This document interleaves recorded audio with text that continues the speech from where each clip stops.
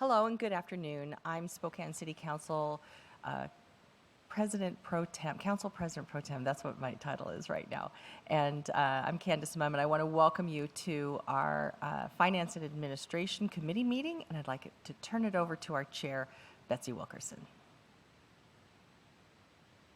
Councilmember Mumm, you go by many names. We will take all of them. Welcome everyone to the Finance Committee today. We got some interesting topics for us, but I want to call to order, and could I get approval of the minutes, please? So moved. Second. It's been moved in second for the approval of the minutes without any corrections or additions. All in favor say aye. Aye. Aye. Opposed? Abstentions. Thank you. The ayes have it. Are there any items on the consent list that council member wanted pulled or for further discussion?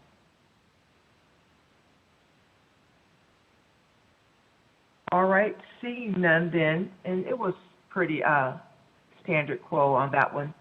Let's go right into our discussion request, and we're going to start off with the contract for the bid, the Business Improvement District, and that's 5 minutes. And Councilmember Kinnear, are you going to lead that or is someone else going to lead that? I can start. I'll see how far I get. I think Council President gave me his laryngitis, so thanks for that. So this bid contract, Councilmember Stratton and I and Council President have been working on for, guessing about 5 or so months with Roy Kogan, the president of DSP, and then Mark Richard, who's the director. And we have a version here that we'd like for consideration to go onto the agenda. There's some disagreement amongst the three of us on the cost of expanding the bid. And what this contract does is it expands the bid in 3 phases. Each phase would require $250,000 per year. So that would be 2nd and 3rd Avenues between Division and then going west in 3 different phases over 3 years. I've done the arithmetic. It's not mathematics. It's definitely arithmetic, and worked with both Roy, talked to both of them, and the cost of 4 additional people to work in each of those phases for 1 year, plus their salaries, benefits, plus the cost of supplies and whatever else is needed, would be $250,000 per year per phase. Now, that number has been debated and disputed, and so I was hoping Council Member Stratton would be on this call. I do not see her, but I was hoping that we could get some sort of consensus. The 2 of us would like it to go forward on the agenda, but we need to really hash out what our disagreements are at this point before, let's make the sausage here before we get to a final vote. So, so that's my ask. Great. Councilmember Cathcart. Yeah, I'd just say I appreciate the changes that have gone into this from kind of the early conversations around the bid contract. I don't know if 250 is exactly to the decimal the right number, but I absolutely support the additional dollars because I just don't know how they can do the work and get going on the expansion without some upfront money. So I definitely support it. I think that's a good place to start, and makes sense to me. Thanks. Council President Banks. Yeah, and I'll give you the slight dissent of the current version. I totally agree that they need money to expand if we decide to expand. So City Council has to decide to expand. We are allowed to do it without a vote as long as it's no more than 10% of an increase in revenues. So the current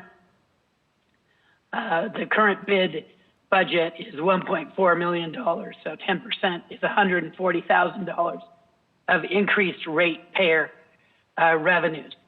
So I agree that we should, again, pay some money to do it, but I have a much lower number. So what happens is anytime you're going to expand, according to the bid, it takes 4 people the first year, which is a cost of about $204,000. And then the second year, it only takes 2 people because they've stabilized it. But then you're on to the next expansion zone, if you do a second expansion zone, and you need 200,000 for that expansion zone. And then, but then you don't, you just need 100 after that. And then the third one, you need another 200. And then after you're done with 3 years, then you just need 2 in each point. But I have a financial analysis that I'll send out to all of council that I've sent over to the DSP. So what the DSP isn't counting in is there's the 140,000 of extra ratepayer assessment. So if we did 250,000 the first time overall, plus they have 140,000, that is almost 400,000 the first year. My proposal is that we don't repeat the 250,000, that we just give them an additional 50,000 for each additional revenue, each additional expansion. And you'll see in my analysis that the bid is always going to be cash flow positive. And frankly, by the time that they're done with the 3 expansions, they will have more net money even after they have paid for the extra employees every year going forward. So I think we can do it for a total of 350,000 instead of $1 million. And so I think we can accomplish all of it at a more reasonable cost. Thank you. Councilmember Mum, you had your speaker on, so you were echoing Council President Biggs. I'm so but sorry. Go ahead. I thought he was done. I just wanted to say that I believe that if there is a change to what's being proposed, it would only be appropriate, since this has been negotiated by some of our council members and obviously the bid board, that we would need to go back to them and talk to them, because we should have agreement before we bring it back before us. But maybe Councilmember Kinnear, you can talk about the process. Councilmember Kinnear. So a couple things. First of all, sorry, funding for each zone is one-time money. It's not repeated. And secondly, we're not charging them for the first year while we're doing the cleanup. I'm saying we, meaning DSP, while we're doing the cleanup. So they're not getting money in the first year. There has to be some revenue that's going to be extended so they can get going that first year, and support for people. The 4 people is their salaries, their benefits, and the overhead, the cleaning supplies, all the other stuff that you would need to actually get that one phase up and running over the period of a year. So we have to take into account that there's no money coming in the first year in that phase. Then we move to the second phase. There's no money coming in the second phase. The first one starts to pay for itself with those 2 members, but you can't, we're not asking them to pay the first year. We're doing it so they can see the benefit of having that clean space, so that they will be convinced that, yep, that's something that we want to do and want to contribute to. So we have to take all of, this isn't in isolation. We have to look at the bigger picture. We have to look at the bigger picture. Council President Biggs. Yeah, so I think that might be the root of some debate between Councilmember Kinnear and myself, is I don't know that we as a council have decided they don't pay the first year. So typically we would vote in July or so to add space to the bid and add ratepayers. So I'm anticipating that they would pay the first year, and Councilmember Kinnear is anticipating that they wouldn't. That would be a decision that the council would need to make. It's not a DSP or a bid decision. We would have to make that decision. So I agree that if we decided that we wanted to subsidize those ratepayers for a year, it would cost more money. I don't know if it costs that much more money, but it would cost more money than my proposal. So that's another decision that we would need to hash out. And to Councilmember Mumm's point, yeah, I have a draft. I've been exchanging drafts with Roy Cogan. Even before this got put on our agenda, he had a draft he was looking at. I was waiting for his feedback. But the decision about whether or not to give people a 1-year free pass on rates, that's a key decision that we as council members would need to make, because until we make that decision, we can't really make the contract decision. Councilmember Cathcart, then Kinnear.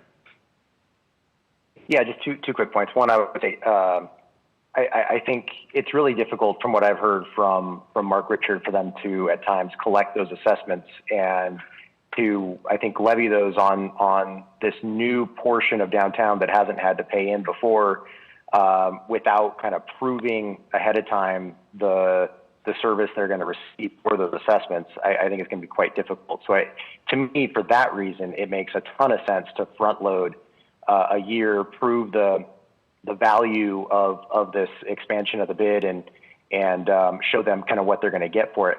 I'd also argue too that I don't know that DSP can collect enough money to truly do what needs to happen, or I should say the bid collect enough money to truly do what needs to happen in this expanded part of town, because there are so many impacts there, so many things that are going to have to be addressed that, I just don't know that they can, with the assessments, just bring in enough money to truly do a really good job of cleaning up and addressing all those impacts. Anyway, so I think it just makes sense that we have to front load and add some additional dollars up front. Councilmember Kinnear? When we expanded the bid to the North Bank for the Wonder Building, this was the same template we used. We had this discussion early on, Councilmember Beggs, Stratton, myself, we had this discussion of not charging to get them go, just as Councilmember Cathcart said. So I don't want to move the goalposts on this. We already had this discussion, and for all the reasons that Councilmember Cathcart outlined, it's very difficult to get people convinced of the benefit of something when they haven't seen it or haven't actually benefited by it. So I would like to stick to our original premise that when you go in, do a cleanup, show benefit, then you're more likely to get the potential ratepayers to buy in and say, yes, this is worth paying for, and it's absolutely a value to me and my business. Council President Beggs? So I would just say that on the North Bank, it was only a couple blocks. It didn't require any more money, any more staff, and we didn't give bid any money to do it. It was just a very small thing. It was really about the Wonder Building, and they weren't open yet and not collecting rent yet, so that was the thing. But I just think we need to hear from other council members. Do we as a council, as a majority, want to subsidize the new expansions? If that's what we want to do, I can go either way on that myself. I'm not that in favor of it, but I would just, we need to hear from more than, and maybe we actually already, we probably, Councilmember Stratton, Councilmember Kinnear, and Councilmember Cathcart are in favor of it, but it would be helpful to hear from anyone else if they're going with that or not. Because if they are, then that will make it easier to finalize the contract. So my question, Council President Beggs, I'm trying to get to the analogy of how with each area that's added, you need less people, because you started with 4, then you went to 2 and 2. On that South Bank, there are not a lot of businesses currently, and it is a challenging area. So that's my question, is how do we come up with that? Yes, go ahead, Council President Beggs. So I just used Mark Richards' numbers. So my numbers were all from Mark Richard. So that's, I asked him and he gave me very detailed numbers. So I'm only using his numbers. Councilmember Kinnear.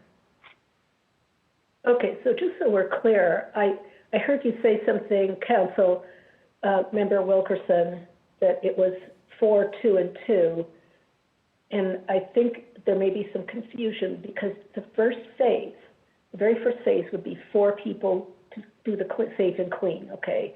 Those 4 people then would move to phase 2, leaving 2 people. So you'd always have 4 people in the first year of the phase you're working on. Does that make sense? Okay. Okay. Councilmember Munn. Just to move this forward, certainly appreciate the attempt to save money. I always like doing that. And I will take a look at what is being an alternative proposal. Currently, this sits on the September 27th council meeting. So potentially we have a week to sort through this. My concern, however, is that we have 2 council members interfacing with the bid with different proposals. And I would just encourage that we have one liaison, or we make sure it's clear that there's 2 different proposals being considered. I think it's a little confusing for them. So I just hope we have that clear. Councilmember Kinnear, then we'll move on. There were 3 of us that were working with Mark Richard and Roy Cogan, and we were a committee. So I don't know if that meets, Councilmember Mum, your criteria of one liaison. There were 3 of us working on that. But I heard a different proposal was sent to Mr. Cogan. That's correct, but it wasn't necessarily agreed on by the 3 of us. My point. Great. All right, well, thank you, everyone. That was lively. We do take it up on the 27th. If you have some more concerns, I encourage you to connect with Council President Beggs or Kinnear or Stratton around this. And Council President, we look forward to the draft that we have not seen yet. So we'll move on from that. Thank you all. Next up on finance is the business registration annual fee. And we're going to have Tanya come and present that to us. Tanya? Well, hello, council members. Yes, we have in front of you a proposal to increase our business registry fees.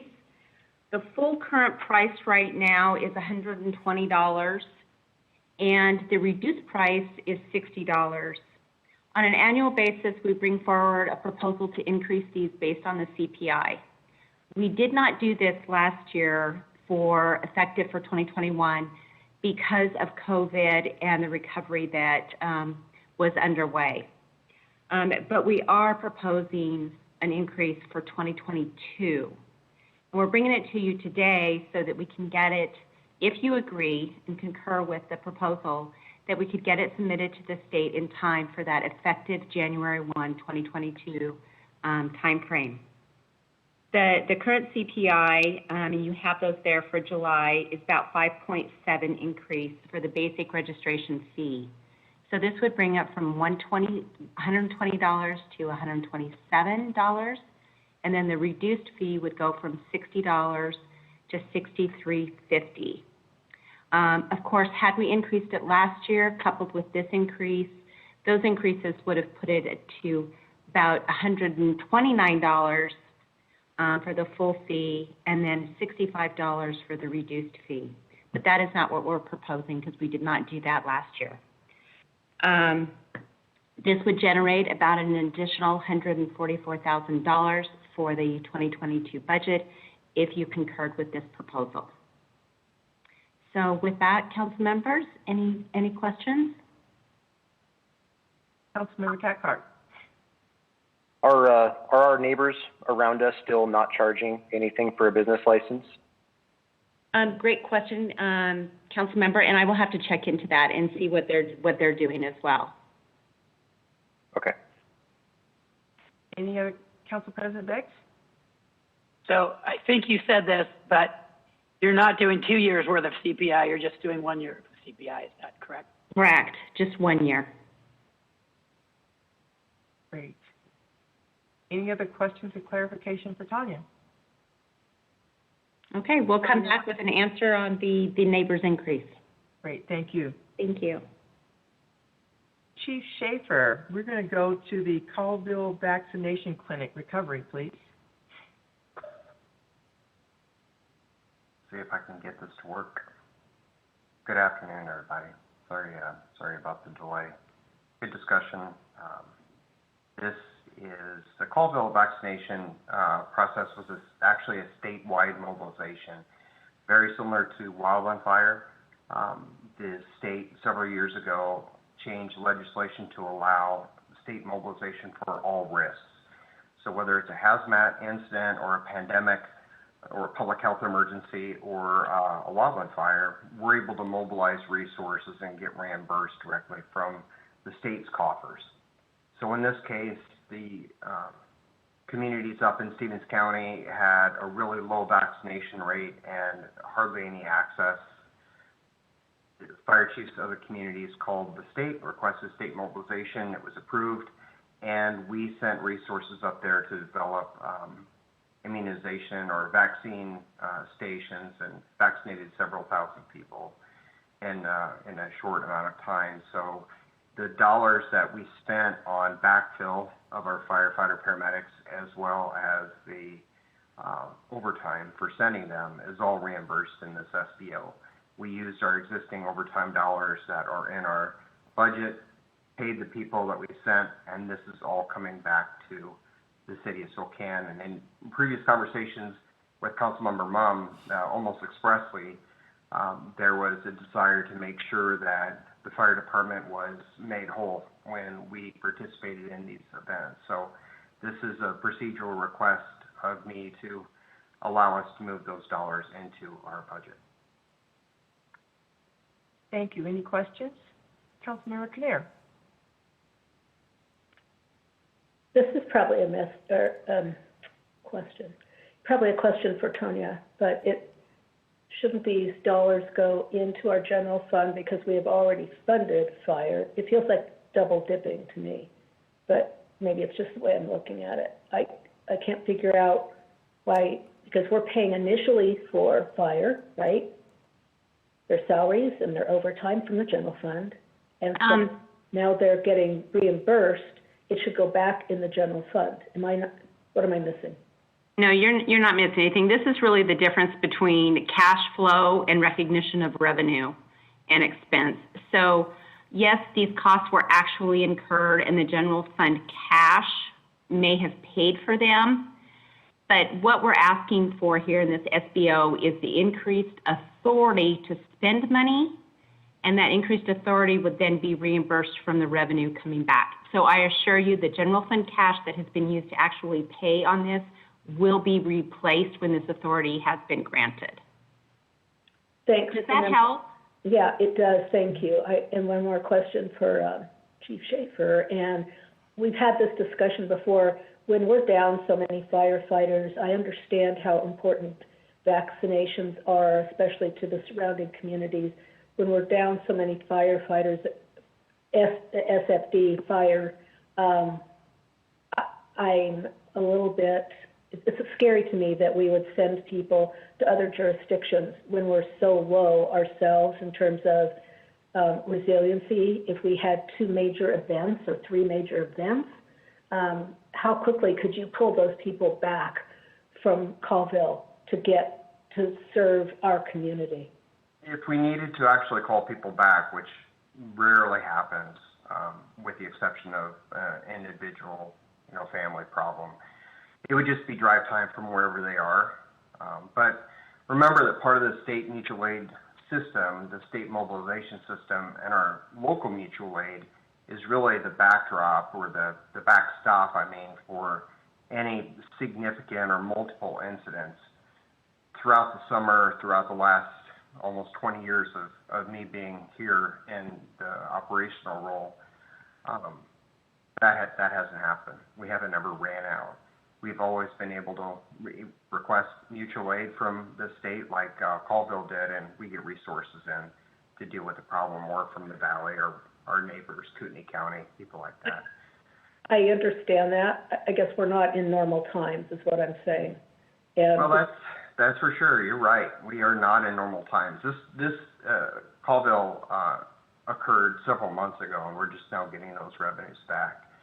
And I think the other thing that I'd also add is, remember when we have these overtime discussions, especially the most recent ones of late, that it's hard for us to predict what our fire season is going to be like.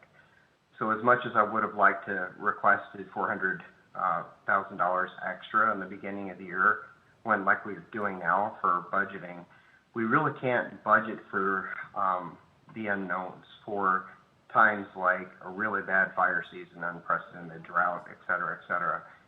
So we're trying to budget as close to the reality as we can without having a major inflation that could impact the city's bigger picture of the bottom line for the city.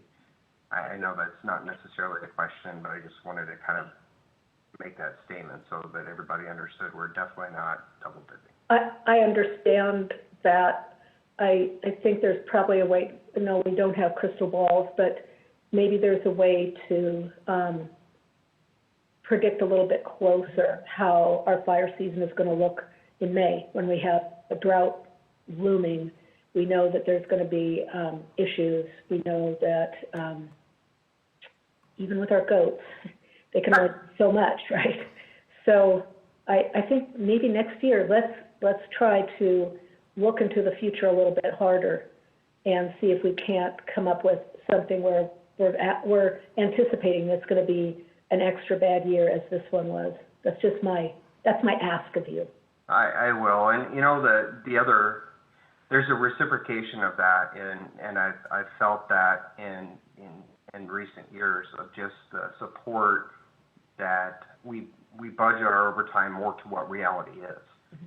And when we have staffing models such as we do with vacancies primarily delayed because of the pandemic, it has an impact, and we have to be able to absorb that. Next year, we'll probably be in a very similar situation. The year after, in 23, we'll be sitting in a great situation. That's our prediction.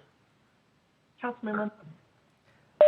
I just want to say that's why these cooperative agreements between our other fire agencies are so important to have, because you're right, we can't predict these fires, and we could have a major event. And so I'm just really thankful that this community has those kinds of agreements and that we can help each other out when we really need it. So I definitely would be okay supporting this, because I do think it will be tracked back, and it's something that's been important to make sure that the general fund is made whole. But I just want to thank you all, just council and the folks who've been working on these other agreements with other agencies, because the fire risk here is very high and very real.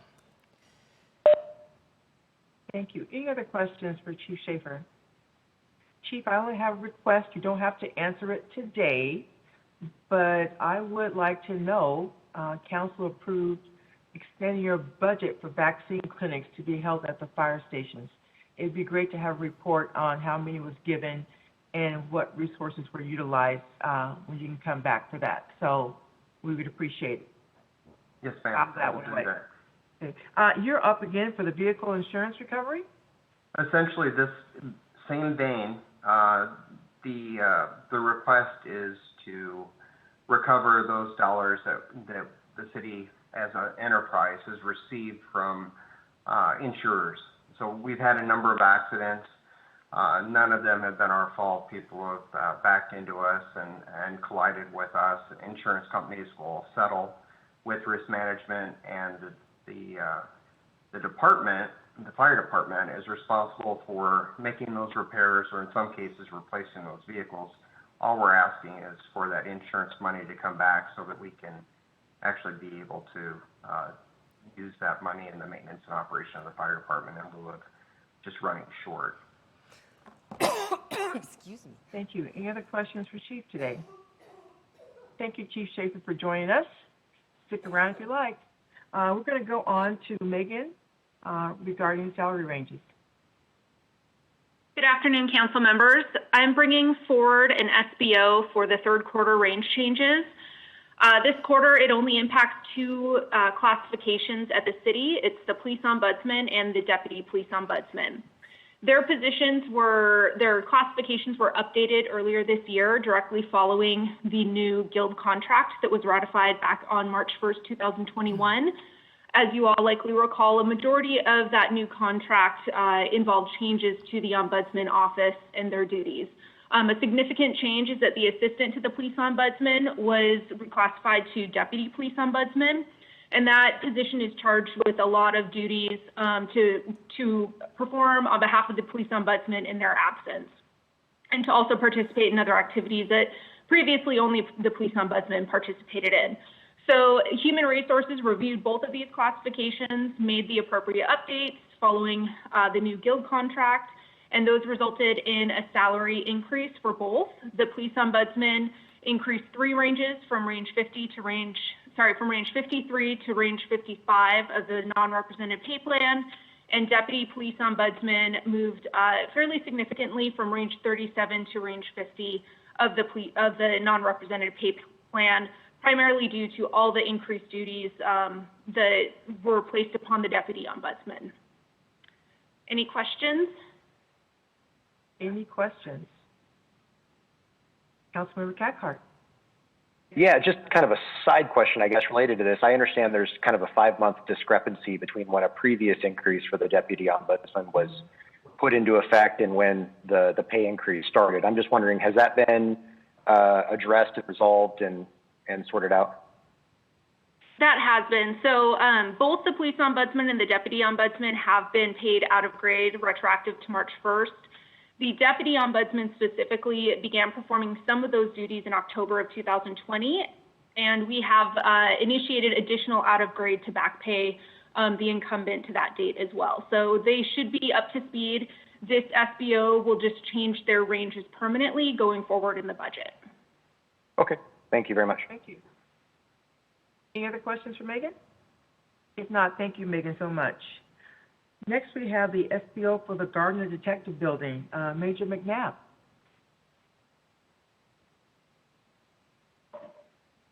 Good afternoon, Council. The Gardner Investigation Buildings would like to add a few offices. We have a fund called the General Capital Improvements Fund. Each year we get allotted around $20,000 to make improvements. This year we want to make a $60,000 improvement. We have not used this fund in the past, and that's why it has built up over time. It's been building up since 2015, so there's plenty of funding in the fund to fund this project. So I'm asking for approval to increase our budget capacity by $39,500 to make the total project of $59,500. So, Major McNabb, I'm questioning are these new people or just a reshuffling of bodies that you need to expand the space? Right. So currently the layout is we've got people displaced throughout the building. They're not in the same vicinity with their teams. Also, we have several supervisors who don't have a private office, making it difficult to have those sensitive conversations that supervisors need to have. Great, thank you. Any other questions? Hearing none, thank you. Committee briefs. Tanya, I'll kick it back to you.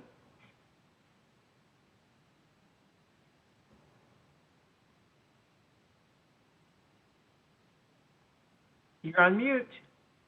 Let me take my mute off. Apologies. As we are all aware, definitely this is the thick of budget season and putting a lot of numbers and spreadsheets together, numerous spreadsheets together. But we do want to start laying down a good foundation for you for next month, which will be our very, very busy month with all of you.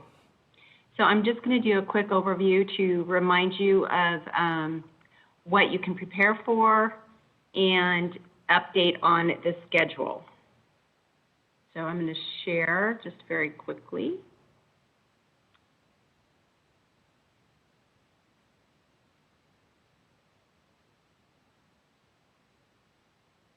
So, and this won't take too long. I just want to highlight some of the biggest 2022 budget challenges that we've started to see as things have started to firm up. Certainly maintaining city service levels. Given the pandemic, it has, as all of you are aware, it has reduced our revenues. The calculation that we had was more than 20 million in general governmental revenues were lost in 2020. And then certainly more revenues are going to continue to slide in 2021. If we were to assume pre-pandemic growth, we definitely would have lost far more revenue and continue to do so in 2022. Other things that have changed around the city is the telework and cybersecurity concerns. This was definitely brought on by the pandemic, and we've had to work a little differently than we did before. And then hybrid public meetings. We now have new legislation that is going to require the continuance of hybrid public meetings.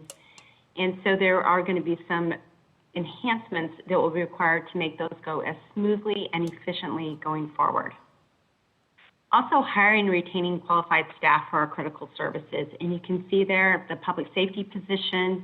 I'm sure many of you are aware of the vacancies that have been prolonged, and the economic development positions, also prolonged vacancies.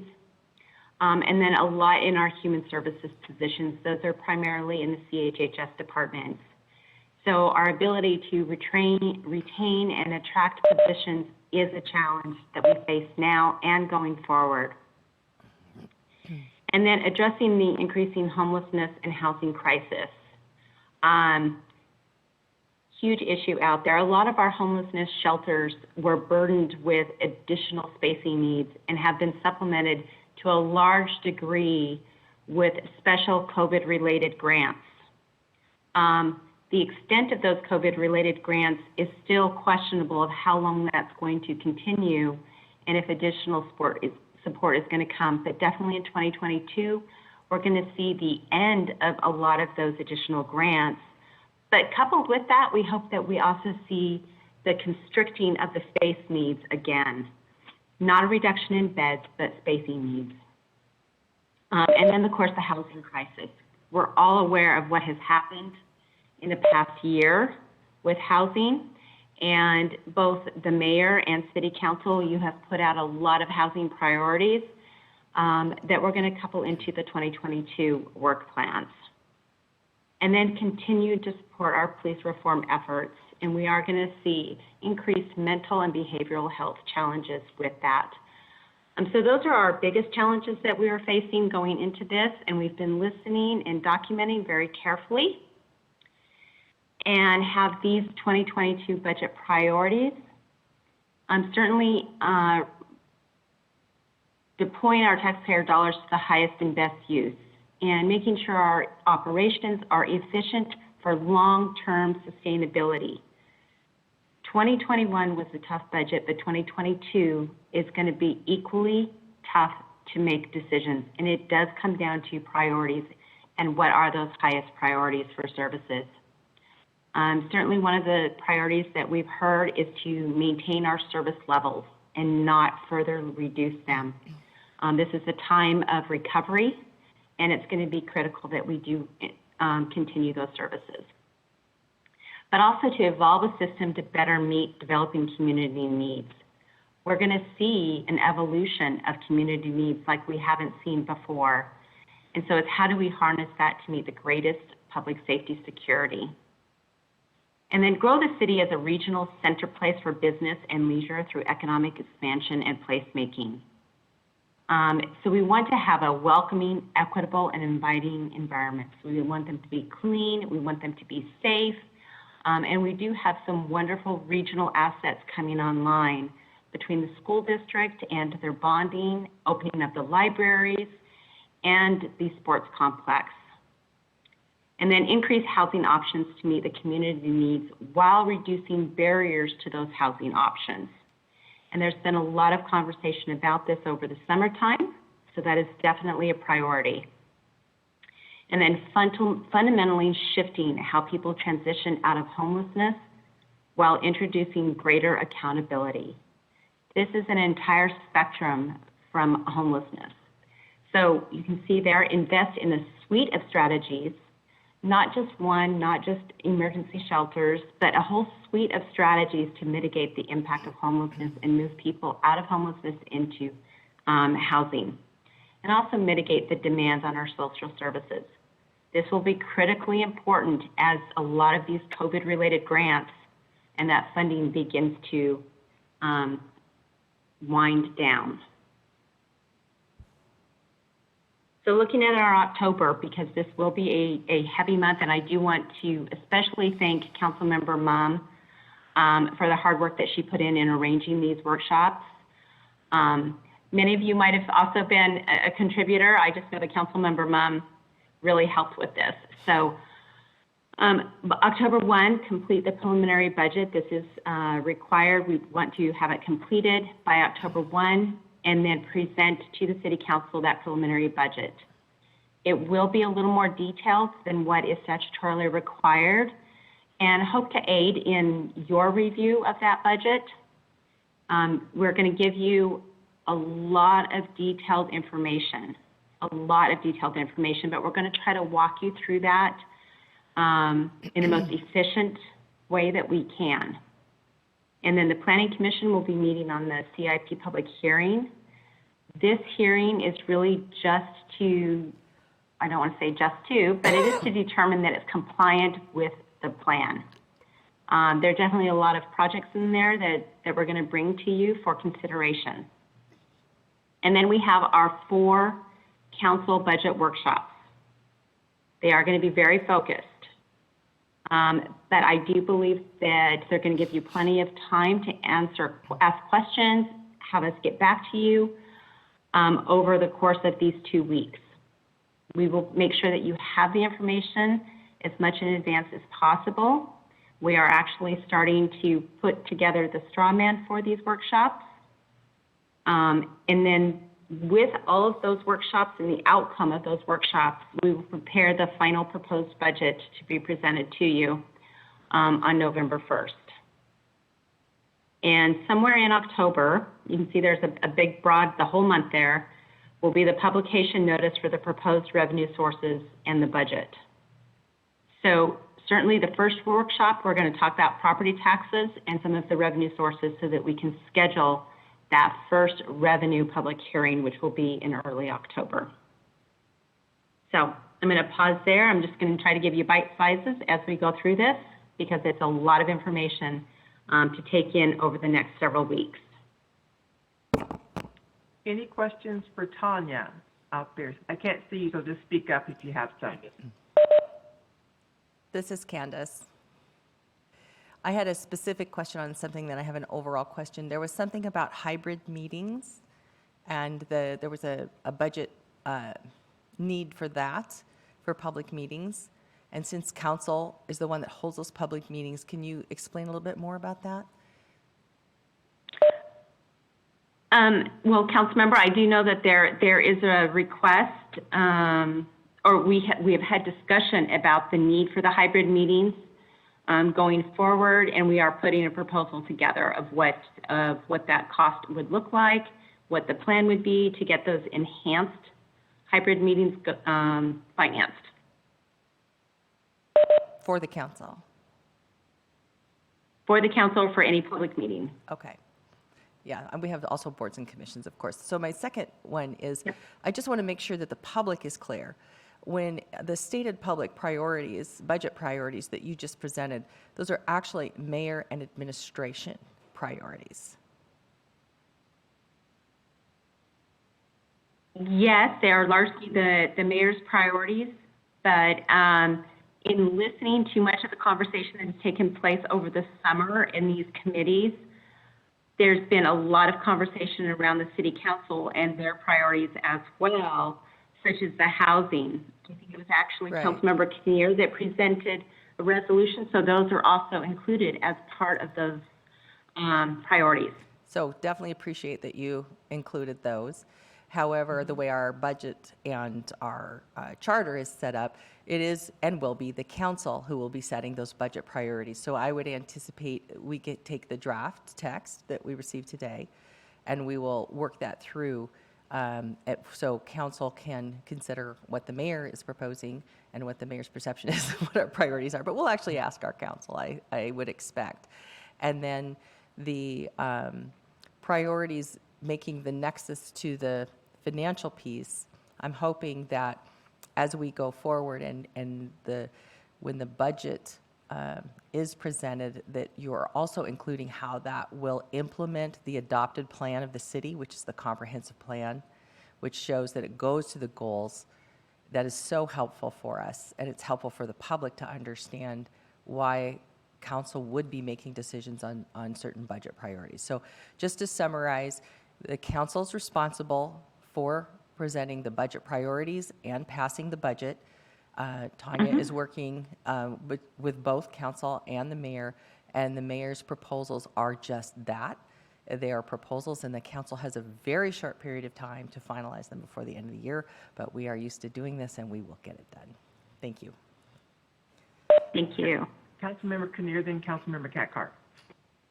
Thanks, Tanya. I just want to point out 2 items in that list, and one of them was hiring and retaining. And Megan, I see Megan's on this call as well. She's got a lot on her plate right now. I do think we need to take a really good look at what our expectations are of our employees and of the people we are hiring, because when we council hears of people working 70, 80-hour weeks, we know that's not sustainable. We know how hard you're working, Tanya. So, and that just multiply across the agency. That's not a formula for retention. People are going to go where they're not going to be burned out. That's the first thing I want to talk about. The second thing is when you mention transition into permanent housing and some accountability, I want to make sure that's not code for we're going to get rid of low barrier shelters, because low barrier shelters are that's a piece in how we house people, get people off the street, and get people into a safe place. And I know the mayor's not a fan of low barrier shelters. I want to make sure those are not going to be eliminated, because we absolutely need to have those to make sure that people are safe. So, and let me clarify, that is not code for elimination of low barrier shelters. I guess I'm saying not code for anything. Yeah, I've had some conversations with administration who just want to get rid of that, and I'm going, no, that's not okay. So thank you. Mm-hmm. Councilmember Cathcart, go ahead. Yeah, thank you. I guess maybe on the same note, but slightly different angle. On the employee side, I mean, especially when it comes to public safety employees, fire and police, I think we've got to come up with a strategy that includes some kind of incentives to try and help us with recruiting employees to fill those vacancies. And I think that's going to have to be something that we talk about related to the budget. And then the other is with regard to that piece on homelessness, it talks about investments. And so I'm curious, is there a plan then to greatly increase our general fund spending on programs related to homelessness, or are these going to be dollars that are pass through that we're getting that are additional dollars coming from the state and fed? I know traditionally that's where most of that spending comes from, is pass through. And so if there's going to be a big increase from our general fund, I think that's something that we'll want to talk about and figure out the best way forward on. I have that noted, and that will be a highlight of at least one of the workshops for you. But we are pulling all of those dollars together. We definitely want to present to you how much the city is currently spending for homelessness services and sheltering and those funding sources, so that it's really clear of any changes and future investment decisions that may come in front of you. Thank you. Mm-hmm. And thank you for that, Tanya, because I had recognized early on that our homeless housing funding was pretty much state and federal. And up until recently, the city had not invested a significant amount of money into that area. So if that's what we want our outcome to be, that's where we need to really look at. Also, I'm a little sensitive, like Councilmember Kinnear, that a word accountability. We keep using that word a lot for our homeless and unhoused people, but people keep asking me about the accountability of the city. And are we being true to what we have committed? So I just want to put that out there, because words do matter. Thank you. Great discussion. Thank you, council members. Thank you. All right. Paul, if you're up, thank you.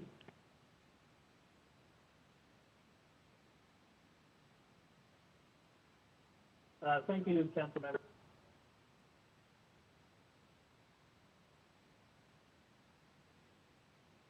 If you're talking, Paul, we lost you. I can. All right, this is the second attempt. The first one was really good, too. Jessica Stratton from our office is going to handle the presentation. She took over the project when she joined us mid-June, so she's going to share her screen and run through a short PowerPoint slide for you. Thank you, Paul, and welcome, Jessica.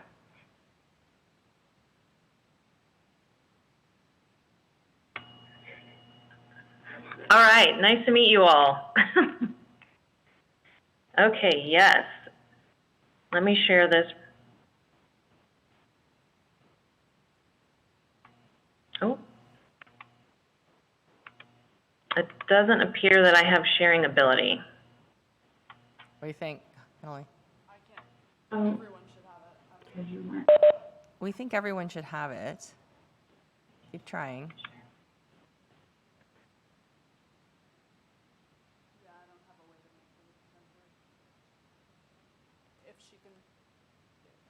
I think Paul might have it.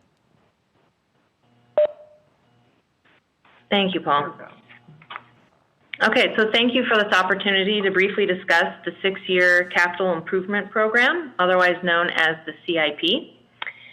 Today I'll be giving you a refresher on what the CIP is, where we are in the annual timeline, what's included, and where to find the draft CIP. So the CIP is a 6-year plan that is updated every year, and it prioritizes the capital projects in the queue. It requires evaluation of the project's funding status and sources, and it aligns mostly with the City of Spokane's comprehensive plan. That is the biggest priority when putting together the CIP. And it is adopted annually by council. Creation of the CIP takes approximately 3/4 of the year, and the draft was released just last Wednesday. New projects undergo consistency review this Wednesday with the Plan Commission. So the CIP has tangible assets in it with a useful life of at least 5 years, and it costs $60,000 or more. And of course, it must meet the Plan Commission's comprehensive plan. Identifying funding is critical, and there are really only 3 sources for funding, and that's going to be current fund revenue or reserves, grants or donations, and debt. Because the CIP is for 6 years, it is common to see unfunded statuses in the later years. So on the next slide, you'll see that there are 481 projects in the 6-year CIP. And of that, 81 new projects that have come on board for 2022. And the Public Works Division, of course, carries the bulk of these projects. On the next slide, you'll see that $755 million is what we're projected to spend over the next 6 years. And next year, 2022, it actually represents 22% of that spend.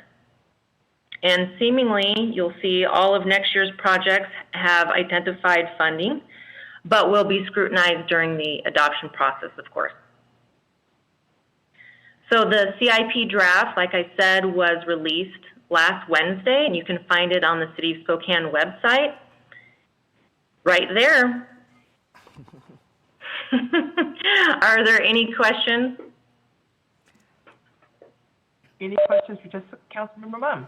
So this is a comment question, I guess. If you want to know if there's a project that's going to be happening in your neighborhood, how do you look through this massive document and say, hey, is this road going to get fixed? I think there's some maps, right? Can you help us find that and so the public can take a look? There are maps on the Public Works, specifically water, I think wastewater and street. So right when you get to the bookmark page for those areas or those departments, it'll have a big map of the City of Spokane boundary, and you can go from there with the projects that are tagged. And what would the deadline for, say, just a citizen or a neighborhood council that wants to review this to comment? So there's 14-day comment period that has begun with the CEPA checklist that was released, I believe, today. So you have 14 days moved out today to make your comment. And how would they do that? Is there a portal there that you can send a comment in, or who should they email or call? You can call, I believe we've set up Paul and Josie on the DNS, which will be in the spokesman. And so the public should call which department then, or what phone number? Oh, the finance department. So that would be 625-6061. 625-66... 6061. 6061. Thank you so much. Any other questions for Jessica? Thank you, Jessica. We'll look forward to seeing you more at Finance, I'm sure. Thanks. We will now go on over to Paul. Are you going to wrap us up with monthly reports? Or did you delegate? Good afternoon again. I will take this one, and I'm going to share the couple of reports that we do on a monthly basis.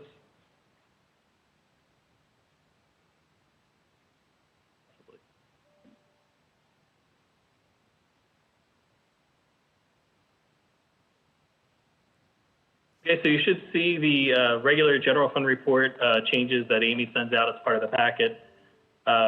About $18.5 million added to the general fund expenditures through the first 8 months of the year. We'll make this easy for August. There were no changes. Yes. I think you're sharing just the file folder. A blank screen? Well, it's like where you get the files. We're not seeing the actual presentation. You know, a room full of people are looking at the same screen. You think one of them would have said something at this point. I was looking at my papers, so there. Oh, no, the four in here with me. No. Let's try again.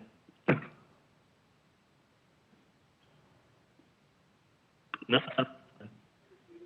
Okay, now you should see, yes, the PDF. Again, no changes for August. Are there any questions for the general fund report? None, keep going. Okay, I'll move on to the intra-fund budget transfer report. Again, this is the one that changes from one specific expenditure type classification to another. Again, part of the packet from that Amy sent out. Pretty routine for August. Again, this is across all different funds, just changing the expenditure type. A couple of position reclassifications and various other changes. Any questions on the intra-fund report? Okay. Seeing none. Moving over to the monthly general fund financial summary, which I believe this is in the packet as well. There was one change, which is a correction. We forgot to include $72,000 on the revenue side from last month. So that's just been updated and incorporated into this report. So beyond that, again, with no changes happening in third quarter, there are no changes to this report as well. Any questions on this one? Okay. Going to now double down and attempt to share the PowerPoint presentation.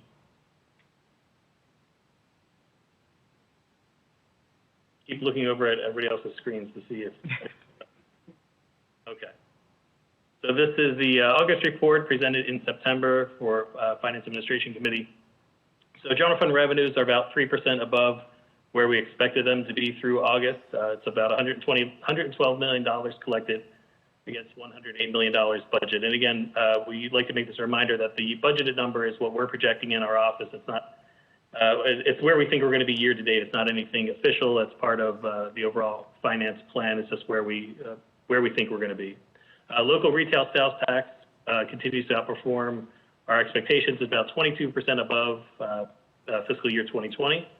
Sales, property, utility taxes are our three big ones, which includes private and public utility. Hey, Paul. Yes. Sorry to interrupt, but that 22%, is that year to date or just for July? Year to date. We're year to date up 22% in sales tax. Where Local retail sales tax. to be. Yeah, better where we expect it to be. Thank you.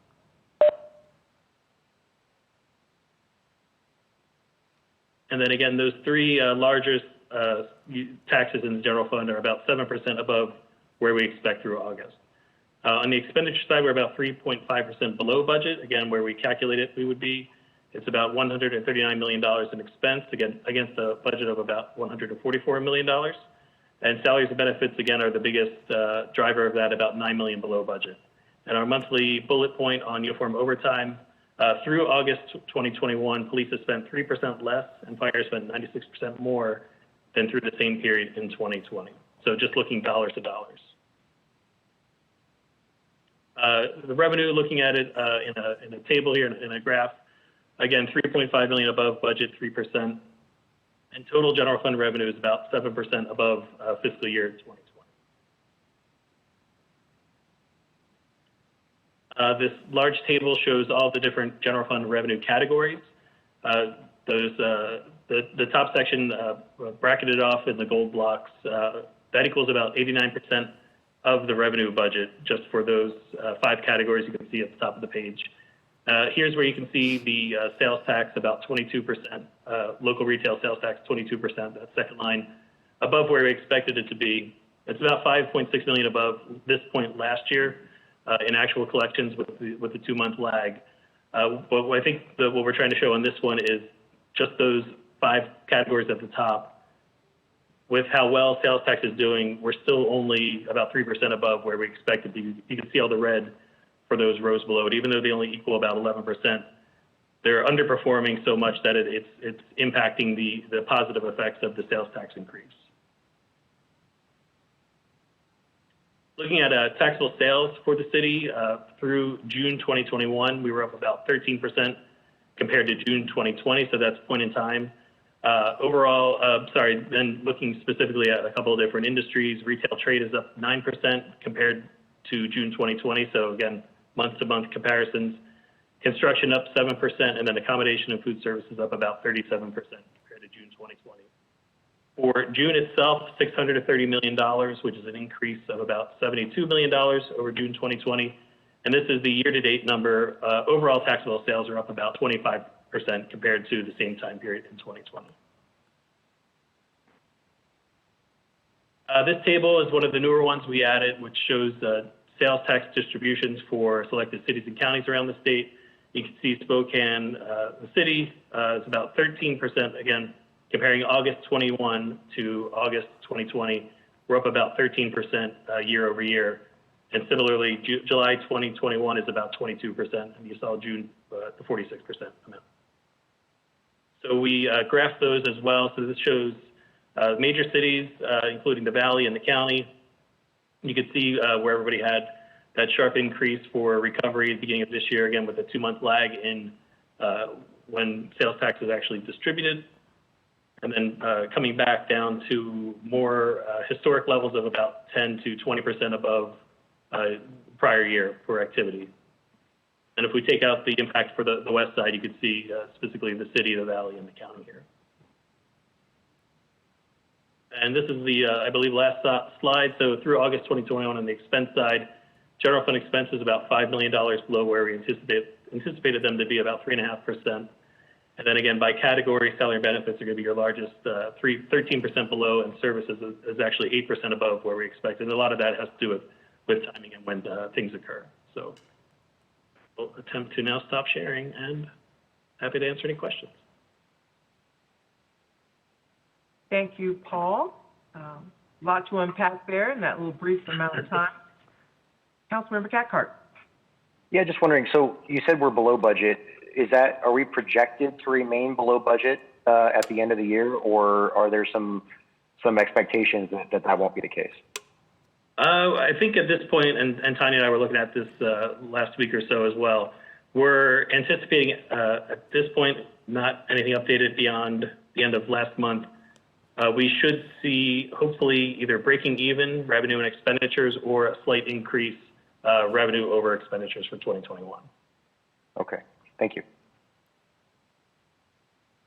Any other questions for Paul out there? Once again, Paul, thank you for your updates. We look forward to it. If there's nothing else to come before this committee today, we are adjourned and we will see you back October 18th, 1:15. Thank you. Bye.